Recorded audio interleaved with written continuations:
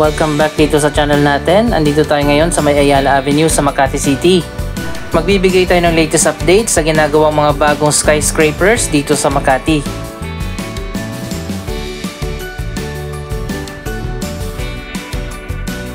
Andito tayo ngayon sa may intersection ng Ayala Avenue at Paseo de Rojas. Dito mismo sa kanto itatayo ang bagong BPI Tower.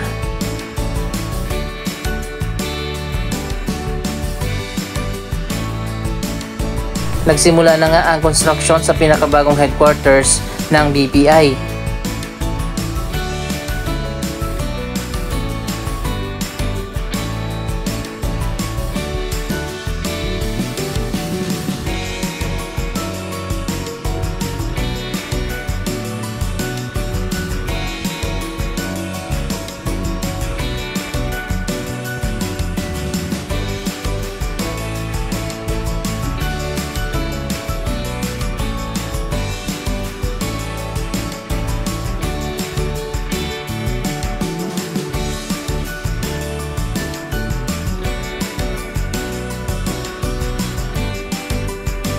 Na-demolish na yung lumang building dito at papalitan ng mas modern na premium office tower.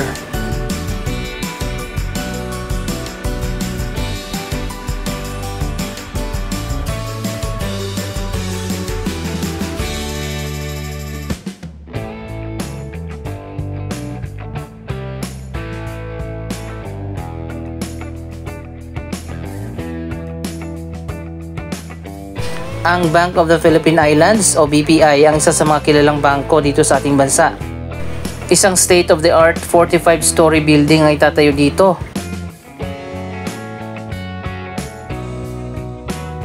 Isang mixed-use development na magkakaroon ng mga premium office spaces, event venues, landscaped areas, retail spaces, at basement parking na may 7 na level.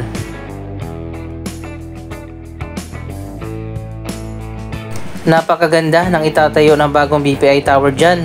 Pero matagal pa bago matapos ang proyekto.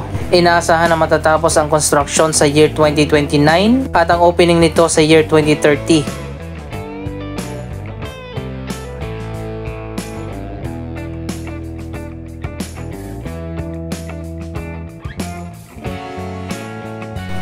Pupunta naman tayo dun sa kabila sa may Ayala Triangle Garden. Ito lang talaga yung ayaw ko sa Makati City, hindi ka pwedeng tumawid-tawid sa mga kalsada. Kailangan mo talagang dumaan dito sa mga underpass, lalo na dito sa may Ayala Avenue area. Pero kapag malayo ang underpass, talaga maglalakad ka. Totoo ba na ang location ng mga underpass na ito ay supposed to be dito itatayo ang mga MRT 3 station? Ang gusto yata ng Ayala Corporation ay idaan sa ilalim o underground ang mga MRT 3 stations dito sa Makati. Pero hindi yata natuloy ang plano na yon dahil magastos din ang paggawa ng mga underground station. At ang linya ng MRT ay diniretso na lang hanggang sa Pasay. Inabutan na rin ito ng Asian financial crisis. Tama ba? Paki-confirm nga dito sa comment section. Can you imagine kung dito idinaan ang MRT 3 sa Makati? At nagkaroon ng mga stations dito. Mas convenient dahil maraming sasakay at bababa dito. Dito naman tayo sa may Makati Avenue, isa pang mega project ng Ayala ang tinatayo dito, ang Park Central Towers. Ito ay ultra luxury residential project. Ibig sabihin, super mahal na mga unit dito at malawak din yung mga space katulad ng 2 bedroom, 3 bedroom at 4 bedroom.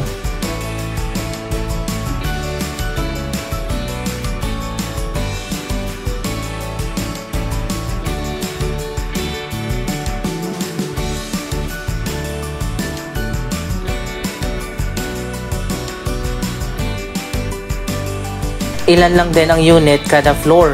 Kaya naman kapag natapos na ang Park Central Towers, ang mga units dito ay mapapabilang sa most expensive residential units dito sa ating bansa.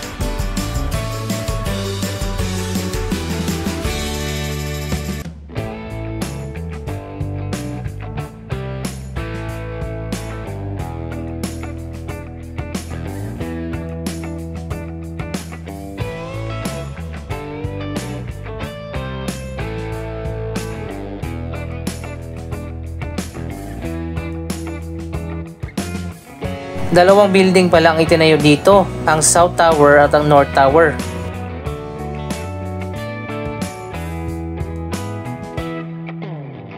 Ang South Tower, ito yung mataas, 69 floors, at ang North Tower naman ay 56 floors.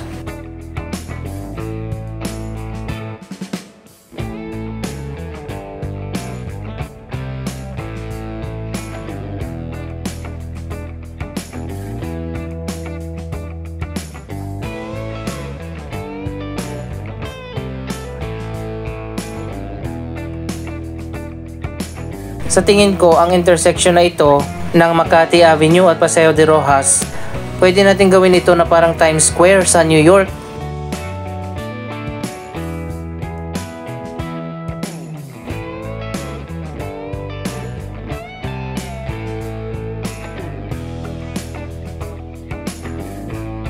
Anyway guys, parehas na nag-top off ang dalawang building ng Park Central Towers.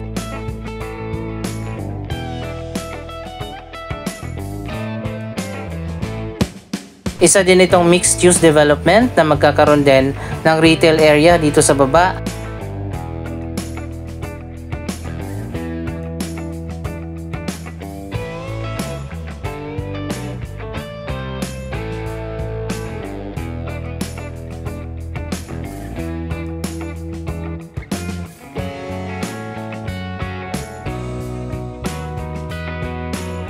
So ayun guys, ito na yung progress sa North at South Tower ng Park Central Towers.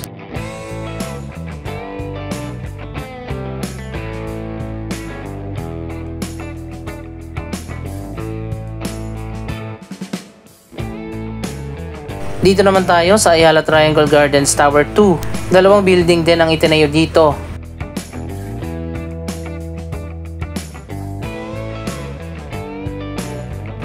Itong mataas na building ay isang premium office tower. At yung nasa likod naman, yung mas mababa na building, ang magiging bagong Mandarin Oriental Hotel.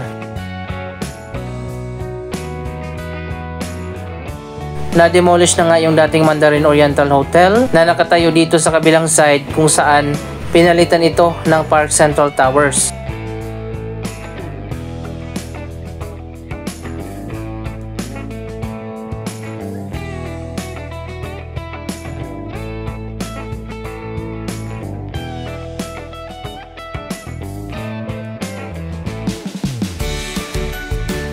Ayon pa sa last update na nakalap natin, matagal pa pala bago magbukas ang Mandarin Oriental Hotel.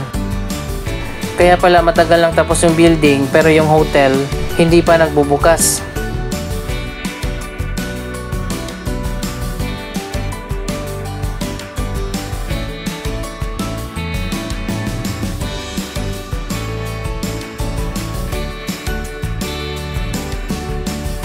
Ang schedule ng opening ng bagong Mandarin Oriental dito sa Makati ay nakatakda sa year 2026 pa.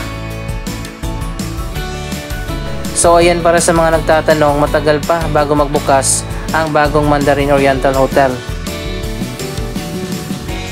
Dito tayo dadaan sa lower ground floor ng Ayala Triangle Gardens Tower 2. Dito sa baba ang kinatawag na The Shops.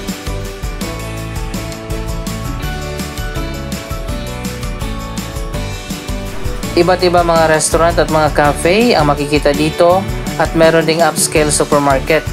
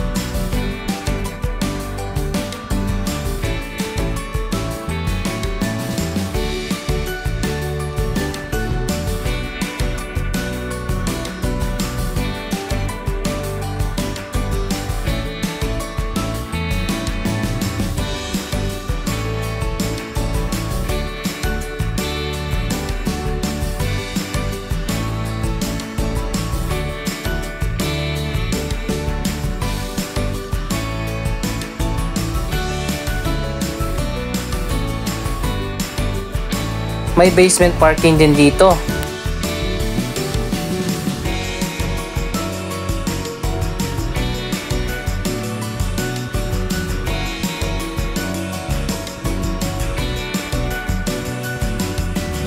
May landscape garden dito sa harap.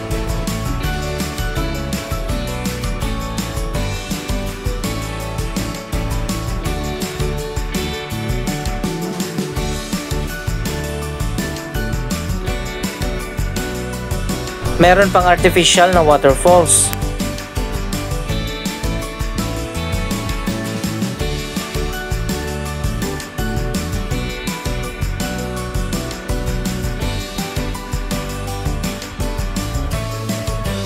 Iba talaga ang Ayala pag gumawa ng project.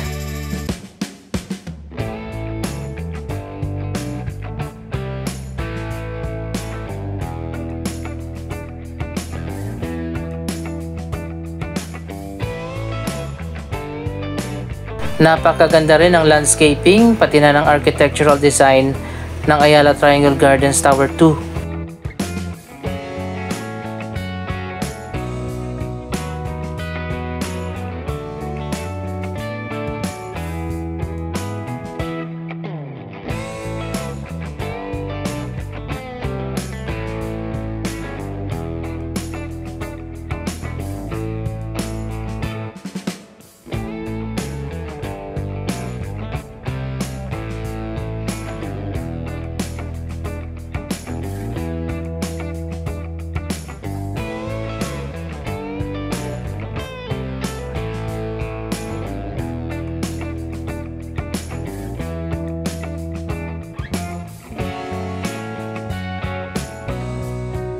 Abangan pa natin ang pagbubukas ng bagong Mandarin Oriental Hotel sa 2026 pa.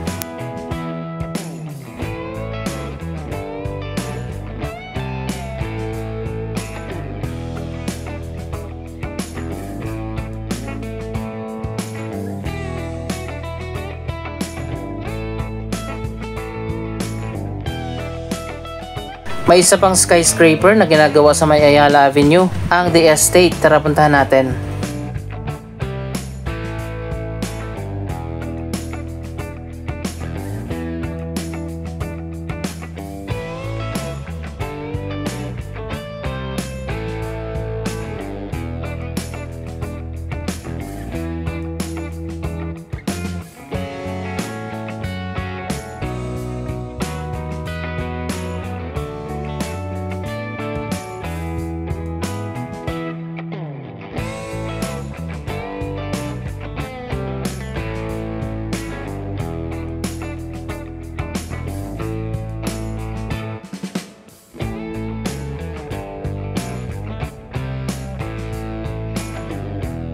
Nakita nyo na ba itong mga bagong nagsasalita na traffic stop dito sa iba't ibang mga kalsada sa Makati?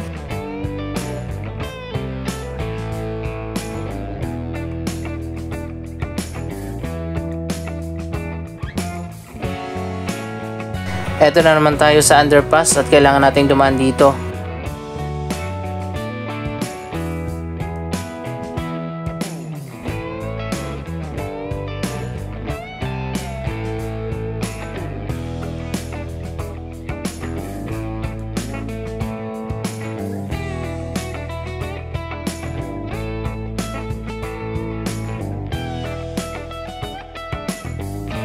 Andito na tayo sa ginagawa na bagong The Estate.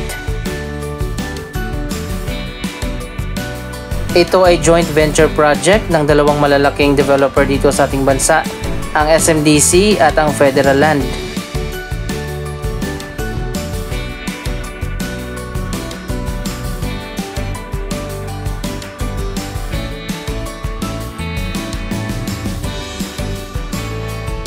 Katulad sa Park Central Towers, ito rin ay isang ultra-luxury residential project. Ibig sabihin, sobrang mahal na mga units dito. Ang The Estate Makati ay may taas na 300 meters at magkakaroon ito ng 54 na floors. Anong masasabi nyo sa mga latest na development dito sa Makati City? Mag-comment lamang dyan sa baba ng inyong mga reaksyon. Maraming salamat sa inyong panonood. Don't forget to like, share, comment, at subscribe. Thank you for watching.